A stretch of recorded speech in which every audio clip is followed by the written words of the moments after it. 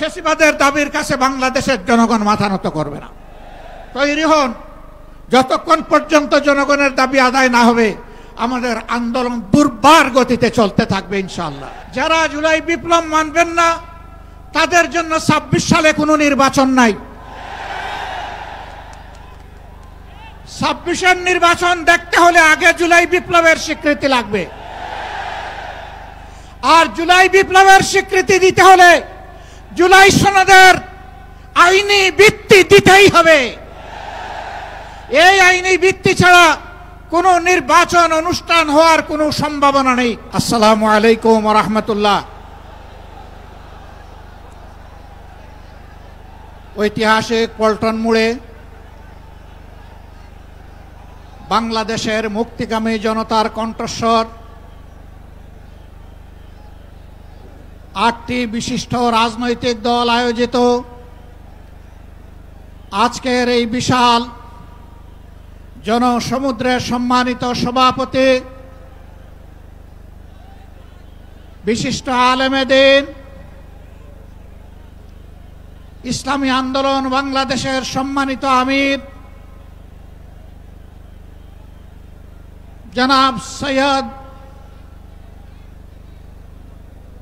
ফজলুল করিম রেজাউল করিম পীর সাহেব চরমোনাই, মঞ্চে বসা বন্ধু সংগঠন সমূহের সম্মানিত শীর্ষ নেতৃবৃন্দ, আজকের এই জনসমুদ্রে হাজির জুলাই বিপ্লবের সহযোদ্ধা সংগ্রামী সাথী এবং বন্ধুগণ, গণমাধ্যমের সম্মানিত বন্ধুগণ, আমরা মহান আল্লাহ তাআলার শুকরিয়া আদায় করছি। জুলাই বিপ্লবের মধ্য দিয়ে ফ্যাসিবাদের পতন হওয়ার কারণেই আজ পল্টন মোড়েও এই সমাবেশ অনুষ্ঠিত হতে পারছে। আলহামদুলিল্লাহ রাব্বিল আলামিন। প্রিয় দেশবাসী, আসরের নামাজের সময় আসন্ন হয়, আমি খুব সংক্ষেপে দুই একটি কথা বলেই সভাপতি সাহেবকে আমরা তার বক্তব্য প্রদান করার জন্য আহ্বান জানাবো ইনশাআল্লাহ। আমাদের দাবি খুব বেশি নয়, অস্পষ্ট নয়, দাবি কম, খুবই সুস্পষ্ট। ১ নম্বর দাবি হচ্ছে জুলাই বিপ্লবকে স্বীকৃতি দিতে হবে। যারা জুলাই বিপ্লব মানবেন না তাদের জন্য ২৬ সালে কোনো নির্বাচন নাই। ২৬-এর নির্বাচন দেখতে হলে আগে জুলাই বিপ্লবের স্বীকৃতি লাগবে, আর জুলাই বিপ্লবের স্বীকৃতি দিতে হলে জুলাই সনদের আইনি ভিত্তি দিতেই হবে।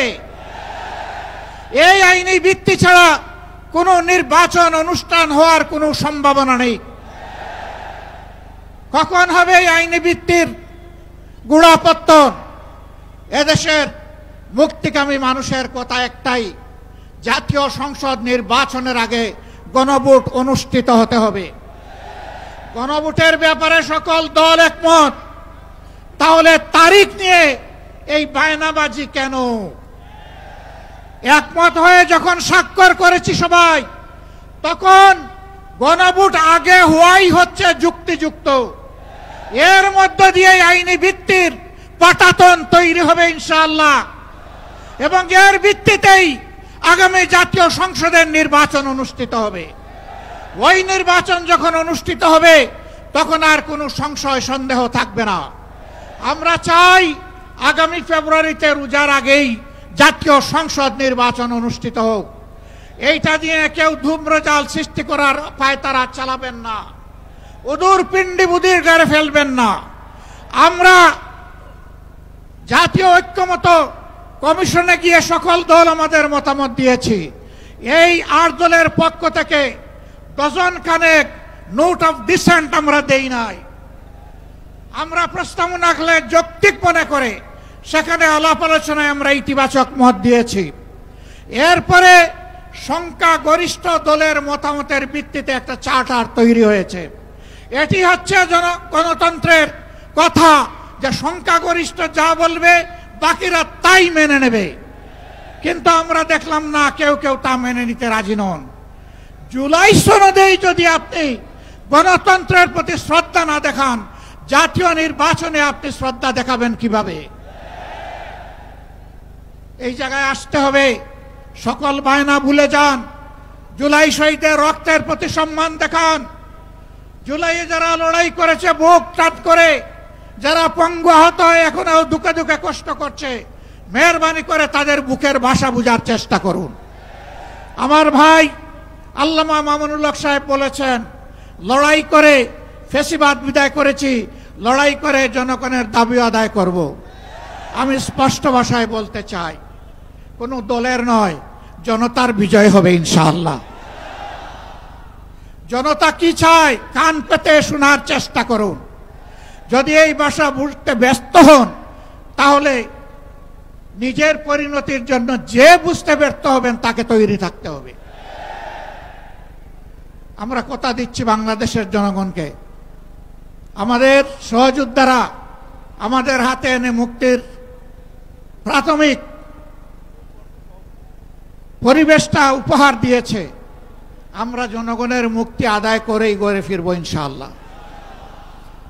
আমরা ভদ্র ভাষায় কথা বলছি, ভদ্র ভাষায় কথা বলবো, কিন্তু আমাদের দাবির ব্যাপারে আমরা হিমালয়ের মতো অনড় থাকব। কারণ এই দাবি জনগণের দাবি, কোনো দলের দাবি নয়। এই দাবি বিপ্লবের দাবি, এই দাবি ফ্যাসিবাদের দাবি নয়। অতএব ফ্যাসিবাদের দাবির কাছে বাংলাদেশের জনগণ মাথা নত করবে না। তৈরি হন। যতক্ষণ পর্যন্ত জনগণের দাবি আদায় না হবে, আমাদের আন্দোলন দুর্বার গতিতে চলতে থাকবে ইনশাআল্লাহ। আজই শীর্ষ নেতৃবৃন্দ এই মিটিং এর পরে আমরা মিলিত হচ্ছি। পরবর্তী কর্মসূচি যথা শীঘ্রই আপনারা জানতে পারবেন। সেই কর্মসূচি বাস্তবায়নের জন্য প্রস্তুতি নেওয়ার আহ্বান জানিয়ে এবং সরকারকে জনগণের ভাষা বুঝে অতি শীঘ্র গণভোট আগে দেওয়ার সিদ্ধান্ত নেওয়ার আহ্বান জানিয়ে আমার বক্তব্য এখানেই শেষ করছি। আল্লাহ হাফেজ। বাংলাদেশ জিন্দাবাদ। আর দলীয় আজকের এই সমাবেশ জনগণের দাবি আদায়ের পাঠাতন হোক। আসসালামু আলাইকুম ওয়া রাহমাতুল্লাহ।